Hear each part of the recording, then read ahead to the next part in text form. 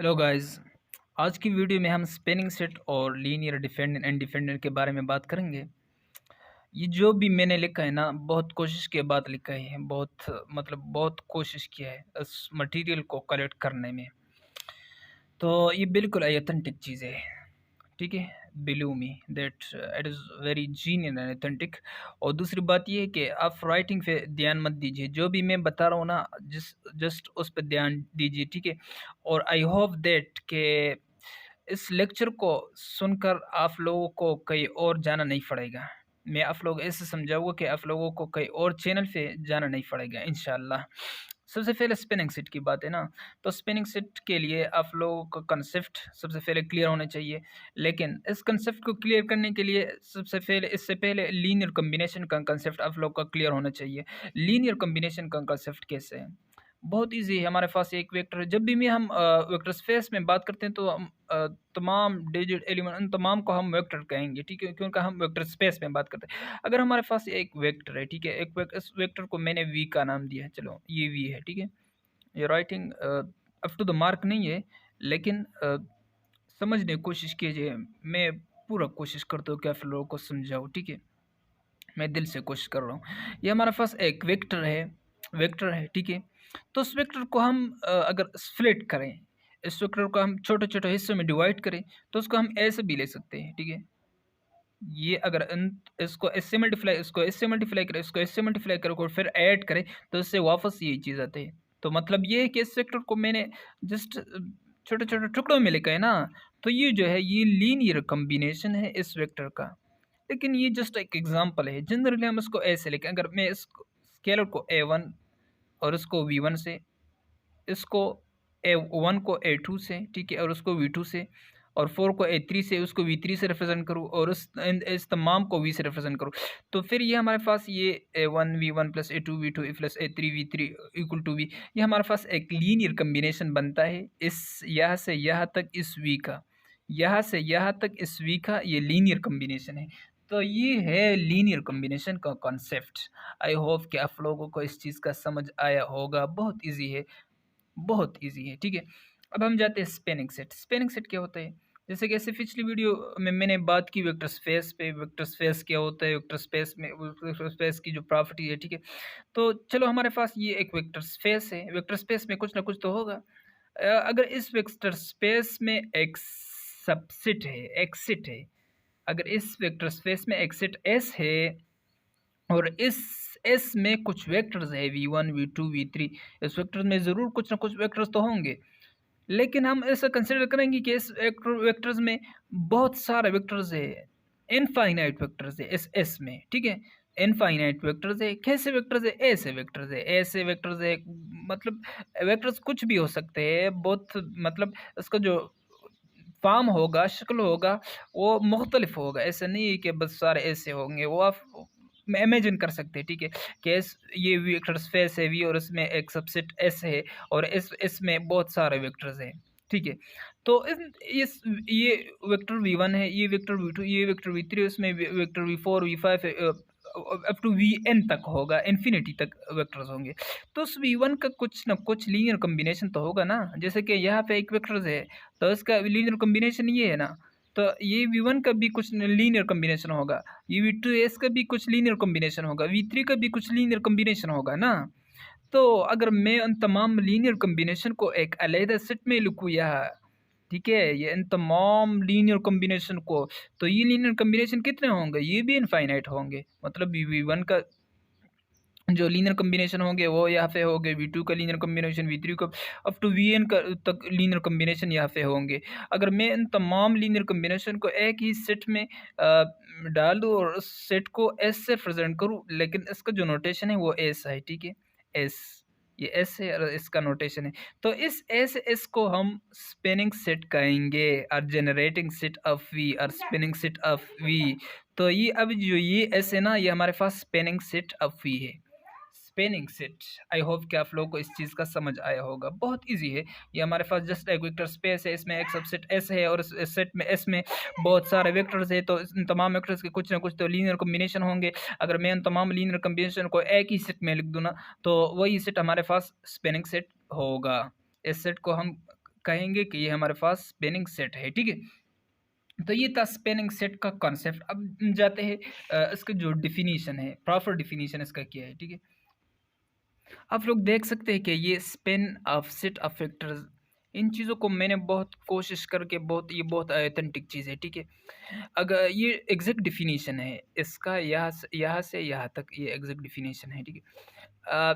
F S हमारे पास एक subset of we है, उस एस में कुछ ना कुछ वेक्टर्स है, v one v two up to v के as a set of vectors. ये एस जो है ये सेट ऑफ वेक्टर्स है in a vector space V, और ये एस जो है वी में है।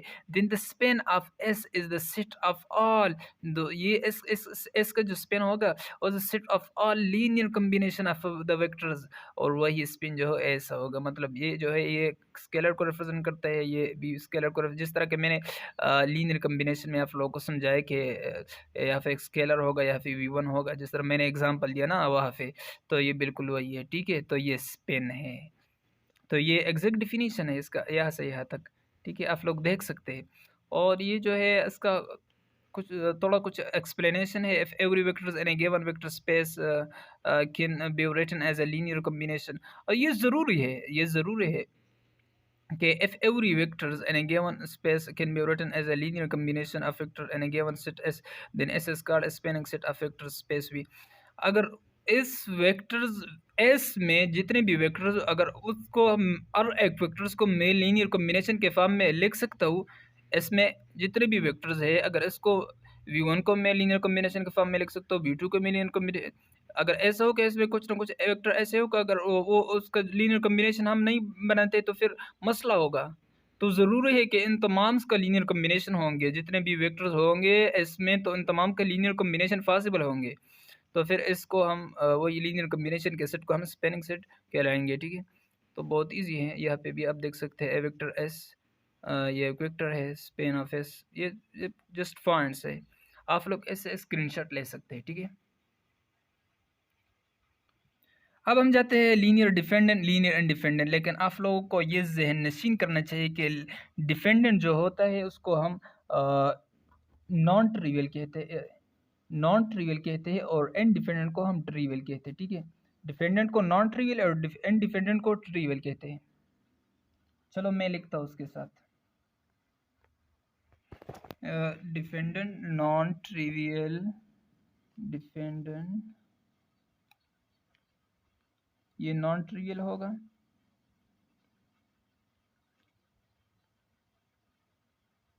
कैमरा में लिखना थोड़ा सा मुश्किल होता है, और ये ट्रिवियल होगा। डिपेंडेंट को हम नॉन ट्रिवियल भी कह सकते हैं और इनडिपेंडेंट को हम ट्रिवियल भी कह सकते हैं। चलो हमारे पास एक R3 में वेक्टर एक्सिट है ना, तो इसमें एक्स वाई जी है। अगर ये हमारे पास वेक्टर, ये जनरली बात है, ये जनरली सबसे पहले मैं आप लोगों को जो कंसेप्ट है उसको क्लियर करना चाहता हूँ कि इनडिपेंडेंट और डिपेंडेंट क्या। तो इसके इसका बहुत इजी मेथड है, बहुत आसान तरीका है। हमारे पास ऐसे वेक्टर्स होंगे, इसका हम जो है लीनियर कॉम्बिनेशन बनाएंगे, ये हमारे पास इसका लीनियर कॉम्बिनेशन है, ठीक है।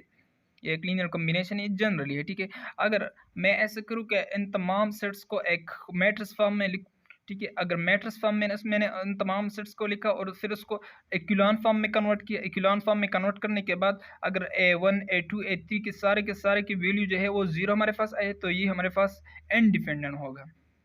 अगर ऐसा नहीं है, एक का वैल्यू भी जीरो के बराबर नहीं हो, मतलब A1 A2 का वैल्यू जो हो जीरो के बराबर हो, अगर A3 का वैल्यू जीरो के बराबर नहीं है, A2 का वैल्यू A1 का वैल्यू जीरो के बराबर नहीं, तो ये हमारे पास डिपेंडेंट होगा और फिर ये नॉन ट्रिवियल होगा। उन तमाम्स का जो वैल्यूज है, इन तमाम्स के जो वैल्यूज है A1 A2 A3 ये जीरो के बराबर होने चाहिए। ये कंसेप्ट है, ठीक है, ये जनरली मैं बात करता हूँ। या फिर ये V1 होगा या फिर V2, ये V3 होगा, और फिर मैं इसको इक्विलॉन फॉर्म में मैट्रिक्स फॉर्म में लिखूँ और फिर इक्विलॉन फॉर्म में कन्वर्ट करूँ, और फिर अगर हमारे पास इसके जो वैल्यूज आते हैं A1 A2 अगर वो तमाम जीरो के बराबर आते हैं, तो फिर हमारे पास ये इंडिपेंडेंट होगा और नॉन ट्रिवियल होगा। डिपेंडेंट क्या, इंडिपेंडेंट क्या होता है, इंडिपेंडेंट ट्रिवियल होता है, डिपेंडेंट क्या होता है, नॉन ट्रिवियल होता है, ठीक। अब हम जाते हैं इसके एक एग्जांपल की तरफ। लेकिन एग्जांपल से पहले डिफिनीशन है, let V be a vector space और a field if there vectors v1 v2 is said to be linearly dependent over f a1 a2। linearly dependent if not all I A are zero, if not all A I, इसको generally इसको हम ए आई से represent करते हैं क्योंकि ये बहुत सारे हैं ना, ये आई जो है ये तमाम को रिप्रेजेंट करते हैं। और जीरो नॉट ऑल, अगर ये तमाम A1 A2 up to AM तक जीरो नहीं हो ना तो उसको हम डिफरेंट कहेंगे, और इसको हम, और दूसरा नाम इसका क्या है, नॉन ट्रिवियल नाम है, ठीक है, तो उसका हम नॉन ट्रिवियल भी कहेंगे या डिफरेंट भी कहेंगे। It's dependent otherwise it's all is zero then it's independent and it's trivial. तो ये एग्जैक्ट डिफिनीशन है, मैंने बस छोटा सा लिखा है, लेकिन आप लोग कंसेप्ट के लिए बहुत काफ़ी है, ठीक है, तो बहुत इजी है। यहाँ पे एक एग्जांपल है हमारे पास, ये वेक्टर है 1 2 3 वेक्टर्स है, तो R linearly and dependent over R, ये कहते हैं कि linear and dependent over R, तो ये हम लीनियर कॉम्बिनेशन फॉर्म में लिखेंगे A1 A2 A3, ठीक है, या फिर 0 0 होगा, ठीक है। तो आप देख सकते हैं कि इससे A1 आता है, इससे B1 आता है, सॉरी इससे A आता है, इससे B आता है, क्योंकि ये 0 हो जाएगा, ये B हो जाएगी, ये भी 0 होता है, ये A से C आता है, तो ये ABC जो है 0 के बराबर है। ये सादा सा बहुत ईजी एग्जाम्पल है, ठीक है। So it is independent and trivial. अब हम जाते हैं उसकी तरफ, ये थोड़ा सा एडवांस एग्जांपल है, या फिर ये हमारे पास ये वेक्टर है, ये वेक्टर है, ये वेक्टर है, ठीक है।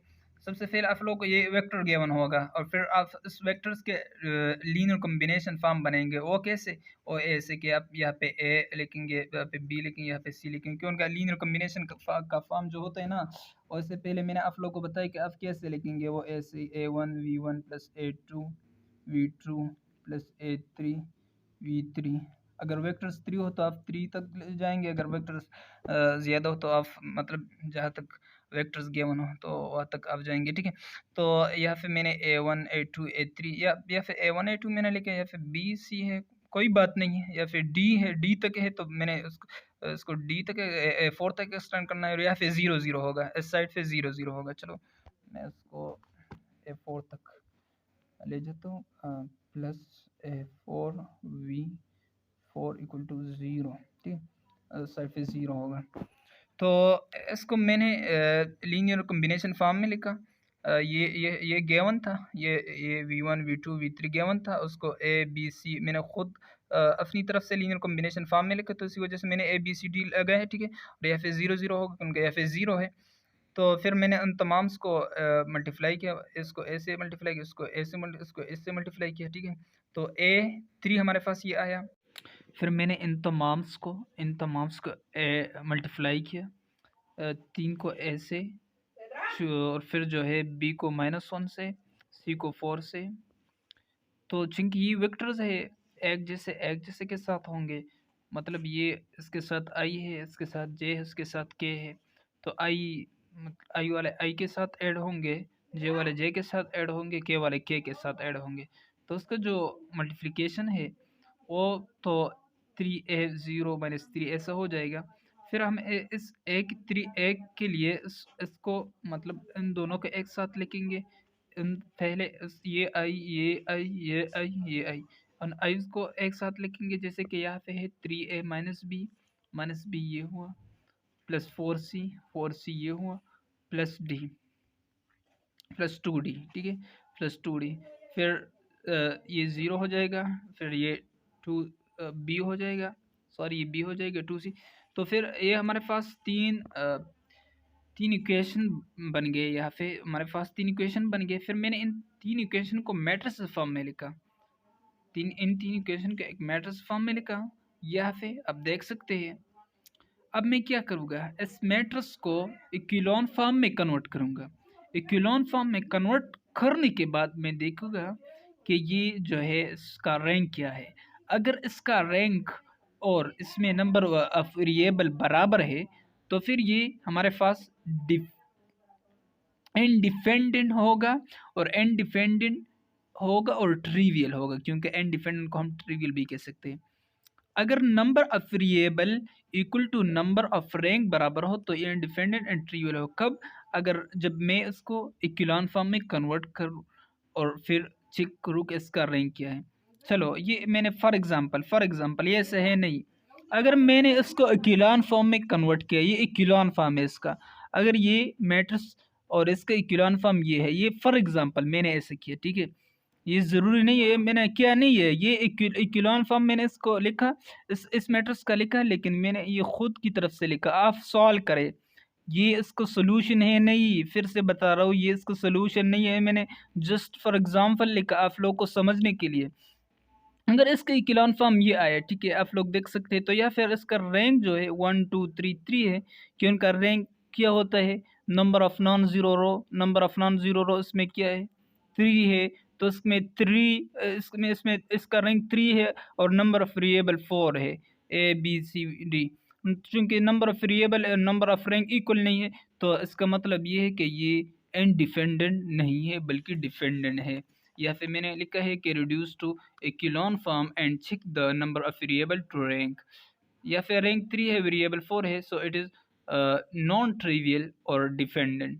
नॉन ट्रिवियल को हम डिपेंडेंट कहते हैं, या नॉन ट्रिवियल या डिपेंडेंट एक चीज़ है, ठीक है। इसका रैंक नंबर ऑफ वेरिएबल, अगर रैंक नंबर ऑफ वेरिएबल के बराबर हो तो फिर ये क्या होगा, ये फिर डिपेंडेंट इंडिपेंडेंट सॉरी इंडिपेंडेंट, और ये फिर इंडिपेंडेंट और plus independent plus trivial trivial होगा, ठीक है, अगर रैंक और नंबर वेरिएबल बराबर हो। बस ये था इसका कंसेप्ट। और फिर इसको हम फर्दर भी सॉल्व कर सकते हैं, अगर ये डिफेंडेंट है, अगर ये डिफेंडेंट है इसको हम फर्दर सॉल्व कर सकते हैं, अगर डिफेंडेंट नहीं है तो फिर हम इसको फर्दर सॉल्व नहीं कर सकते। तो ये मैंने इसको फर्दर सॉल्व किया, 3a minus B 4c plus 2d, उसको फर्दर सॉल्व किया 2d, या फिर चूँकि ये हमारे पास जो इक्वेशन बन गए यहाँ से, तो मैंने इसमें ये आप खुद कर सकते हैं, ये ऐसा नहीं है, उसमें गलती भी होगी, लेकिन हमारा काम जो है वो यहाँ तक है कि ये इंडिपेंडेंट है डिपेंडेंट है, आप ये खुद भी कर सकते हैं, इसमें गलतियाँ होंगी, लेकिन हमारा काम जो है वो इस जगह तक है, ठीक है, कि ये डिपेंडेंट है इंडिपेंडेंट है। ये चीज़ें सॉल्व करना ये बेसिस के लिए फिर हम करते हैं, ठीक है, और बेसिस में आप लोग को समझाऊंगा कि इसको फर्दर लीनियर कॉम्बिनेशन में हम क्यों लिखते हैं, या मैंने linear combination just linear combination में इसको कन्वर्ट किया है, ठीक है, तो ये मैंने लीनियर कॉम्बिनेशन में क्यों कन्वर्ट किया, फिर हम इसको बेसिस में पढ़ेंगे, ठीक है। तो ये था डिपेंडेंट एंड डिपेंडेंट का कंसेप्ट। अल्लाह हाफिज़। आई होप कि आप लोगों को इसका समझ आया होगा। अल्लाह हाफिज़।